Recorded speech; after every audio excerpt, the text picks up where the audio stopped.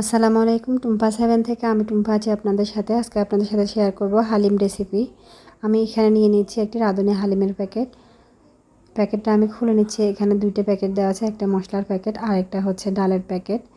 যে মিক্সিতে ডালটা থাকে ওইটা আমি দুইটা প্যাকেটে কেটে নিচ্ছি। আমি মশলাগুলা একটা বাটিতে ঢেলে নিলাম। এখানে আমি কিছু মসুর ডাল নিয়েছি। এখানে আমি নিয়ে নিয়েছি কিছু মসুর ডাল। এটা এখানে 1 কাপ নিয়েছি আমি মসুর ডাল, হাফ কাপ নিয়েছি আমি এটা সুগন্ধি চিনি গুঁড়া চাল।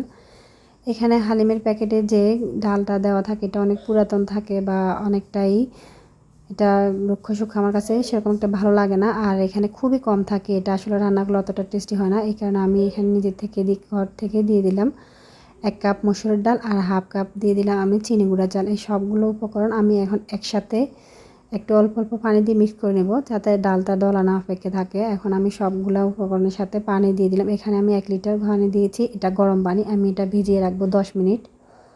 আমি ডালটা 10 মিনিট ভিজিয়ে রেখে এখানে চলে আসলাম চুলায়। আমি এখানে একটা হাঁড়িতে তেল দিয়ে দিচ্ছি। এখানে দিয়ে দিলাম 2 কাপ তেল।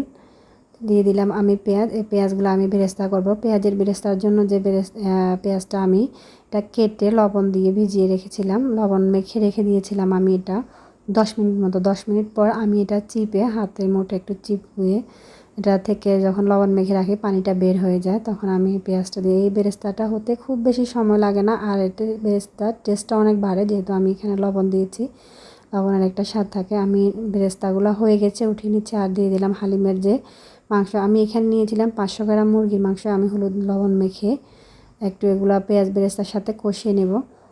আমি যদি বেরেস্তাটা উঠিয়ে রাখে তারপরে মাংসটা দিতে যেতাম পরে হতো কি আমার পাতিলের যে বেরেস্তাগুলো থাকে ওগুলো পুড়ে যেত, তাই আমি এগুলো উঠানোর আগে এক হাতে উঠিয়ে অপর হাতে আমি মুরগির মাংসগুলো দিয়ে দিয়েছি। আমি এখানে দিয়ে দিলাম 1 টিস্পুন রসুন বাটা, হাফ টিস্পুন আদা বাটা, একটা দেশি টমেটো, আমি পাকা টমেটো আমার ঘরে ছিল দিলাম। দিয়ে দিলাম এখানে 1 টিস্পুন হলুদের গুঁড়া, 1 টিস্পুন মরিচের গুঁড়া আর ঘর থেকে একটু গরম মশলার গুঁড়া দিয়ে দিচ্ছি। হালকা সামান্য দিয়েছি লবণ। এই হালিমের মশলার প্যাকেটগুলোতে লবণ থাকে, যে মশলাগুলোতে লবণটা বুঝিয়ে দিবেন যে যার টেস্ট অনুযায়ী। আমি যেহেতু এই প্যাকেটের হালিমের সাথে 300 গ্রাম মুরগির মাংস লাগে, আমি যেহেতু এক্সট্রা একটু চাল আর ডাল এড করেছি আমি এখানে 500 গ্রাম নিয়ে নিয়েছি মুরগির মাংস। আর আমি আর একটু লবণ দিলাম। শুধু যদি ওই হালিমের ডালটা রান্না করেন তাহলে লবণটা লাগে না। আমি এখানে হালিমের যে মশলাটা সেটা দিয়ে দিলাম। সম্পূর্ণ মশলাটা আমি দিই নাই, একটু মশলা আমি তুলে রেখেছিলাম সেটাও আমি এখন দিয়ে দিচ্ছি। এখানে আমার পেঁয়াজ আর আদা রসুন হলুদ মরিচ মশলা লবণ সবগুলোর সাথে মশলাগুলো দিয়ে আমি একটু কষিয়ে নিয়েছি। এখন এখান থেকে আমি অনেকগুলো তেল, কিছুটা তেল আমি উঠে রাখিব, এটা আমি পরে দিব। কিছুটা তেল আমি উঠিয়ে রেখেছিলাম, আমি দিয়ে দিলাম যে ডালটা আমরা ভিজিয়ে রেখেছি, আমি পানি দিয়ে ভিজিয়ে রেখেছিলাম ডালটা আমি এখানে দিয়ে দিচ্ছি। এখন এটা আমি কাঠের খুন্তি দিয়ে খুব ঘন ঘন করে এটা নাড়তে হবে, নেড়ে দিচ্ছি। এটা কিন্তু একটু ঢেকে দিলাম হালকা, খুবই সামান্য, আবার ঢেকে রেখে দিবেন না, পরে এটা তলানিতে লেগে যাবে যেহেতু এখানে ডাল আছে আর চালের যে শস্যটা ওটা তাড়াতাড়ি পাতিলের তলায় লেগে যায়। এই কারণে আমি বারবার একটু নেড়ে নিচ্ছি।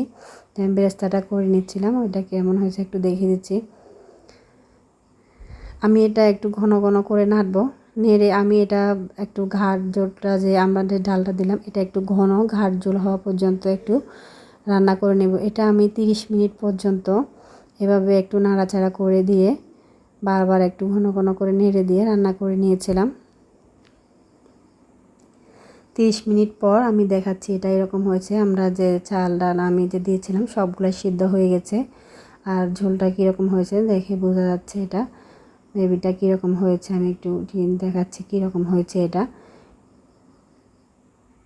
আমি এখন দিয়ে দেব যে তেলটা আমি উঠিয়ে রেখেছি, এটা মশলা ভাজার তেল, এটা দিলে একটা স্মেল আসে। আমরা যে মশলাটা দিয়েছি এটা যখন রান্না করতে করতে এমনি হয়েছে। আর আমি যে মাংসটা দিয়েছি এটা আমি খুব বেশি কষাই নেই, কারণ হালিমের সাথে এটা অনেকটাই সিদ্ধ হয়ে যাবে। আর আমি এটা মুরগির মাংস নিয়েছি, এটা খুব বেশি সিদ্ধ করার দরকারও নাই। একটু মশলার সাথে আমি কষিয়ে নিয়েছিলাম হালকা, যে এখন হালিমের সাথে এটা সিদ্ধ হয়ে গেছে। আমার হালিমটা হয়ে এসেছে। আমি এটা এই পর্যায়ে সাথে সাথে পরিবেশন করব না, 10 মিনিট এটা আমি একটু চুলাটা বন্ধ করে ঢেকে রাখবো। 10 মিনিট পর আমি আপনাদের পরিবেশন করে দেখাচ্ছি এটা কীরকম হয়েছে। রেসিপিটি ভালো লাগলে লাইক কমেন্ট শেয়ার করবেন, সাবস্ক্রাইব করে চ্যানেলের পাশে থাকবেন। আমি এই যে হালিমটা পরিবেশন করে দেখাচ্ছি আমার হালিমটা কীরকম হয়েছে।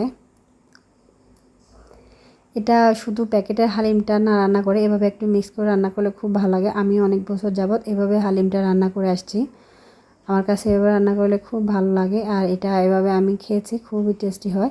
ওখানে যে ডাল দিয়ে 2-4 জনে খাওয়া যায় না, আমি এখানে দিয়ে দিলাম কিছু শসা কুচি, কিছু পেঁয়াজের বেরেস্তা, কিছু আদা কুচি, এই যে কিউব করে রাখা একটু আদা কুচি দিয়ে দিলাম। আমি এখানে কয়টা লাল মরিচ কেটে নিলাম, এটা কাঁচা মরিচ একটু লালটা কেটে নিলাম, হাতের কাছে থাকলে দেবেন, না থাকলে এটা অসুবিধা নাই, শুধু পরিবেশনের জন্য কাঁচা মরিচটা দিয়ে দিলাম।